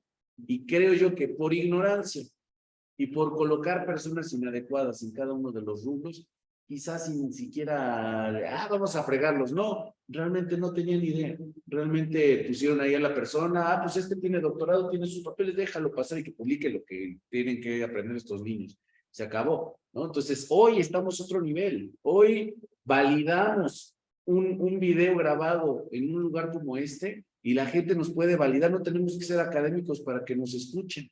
Y de allí que empezamos a revelar los manantiales del conocimiento que han estado, pues ahora sí que ocultos. Bueno, pues sí, es muy interesante todo este conocimiento, sabiduría. De hecho, yo en clases de bachillerato, también con chicos de prepa, saben que tenemos 4 energías, 4 rumbos, claro, que significan esto y esto y esto. Pero no es lo mismo decirlo, predicarlo, haciendo palabras que estoy viviendo. O sea, yo estoy viviendo una catarsis muy fuerte por la separación, por cambios en mi vida personal, todo eso. En algún momento una psicóloga me dijo, pues necesitas psiquiatría. Y me empecé a meter medicamento, pero no lo aguanté. Pasé una catarsis de que casi me ahogo allá en las costas de Oaxaca. Llegué con un chamán. Y el chamán me dijo, tú no necesitas medicina, Dice, porque tú mismo eres hombre de medicina, si tú te puedes sonar a ti mismo. Me dejó ver las enseñanzas de Don Juan, que después ella me dice, me gustó viejo, retomé mi terapia. Y él también me dijo, ¿por dónde la quieres? Y sí me sorprendió, porque está, por tu antiquidad. Yo sé que tú eres tolteca, me sorprendió que me dijera eso. Que él ya me conocía, dice, tenías que llegar aquí, dice, tenías que llegar aquí. Y yo tenía que conocer para sanar a ti. Y gracias a la psicoterapia o al psicoanálisis yo me estoy volviendo a reencontrar. Aparte, yo formo parte de una asociación allá por Ecatepec, donde tenemos psicólogos, por eso y me interesa mucho esta plática, porque hace poco, el comentario que ha que hace un mes les di una plática de colectividad, iniciamos un curso de psicoterapia. Y precisamente es esa situación, algo que me encantó de mi hermana fue que primero como que se dieron terapia entre ellos, y ahora sí vamos a darle terapia a la gente y a los pacientes para no pasar nuestros traumas, nuestras situaciones y hacer un trabajo profesional. Precisamente para ser un buen terapeuta, primero te tienes que sanar a ti mismo para poder dar terapia. Entonces no está tan fácil y el trabajo con el espejo de obsidiana o con el yo interno, pues no es nada sencillo, no todos se atreven. Nosotros le comentaba a mi compañera de clases, y si no te das cuenta que estás enfermo, tú te diste cuenta que estabas enfermo. Pero si no te das cuenta que estás enfermo y andas haciendo locuras, ¿qué hacer? Y si andas destruyendo la sociedad o corrompiendo o haciendo cosas fuera de la normal, no lo sé. Nada más. Muchas gracias. Muchas gracias a tu participación. ¿Tu nombre? Ángel, Gracias, Ángel. Gracias. Pues damos por concluida esta participación. Muchas gracias para todos. Ha sido un placer. Están invitados aquí a Tonalcali a aportar y déjenos en los comentarios de qué les gustaría que fuera el siguiente conversatorio, a quién les gustaría traer. También, si los que vinieron quisieran participar en uno, bienvenidos. Hablen aquí con Xochicuautli y están invitados para que los conocimientos vayan fluyendo. Compartan el video, por favor, en sus redes sociales. Compártanlo toda la semana. ¿Para qué? Para que esto se difunda, ¿no? Y si pueden incluso recortar partes, les damos permiso que las difundan y que esto llegue a más personas. Siempre Que así sea. Mañana Chihuahua, Meteo.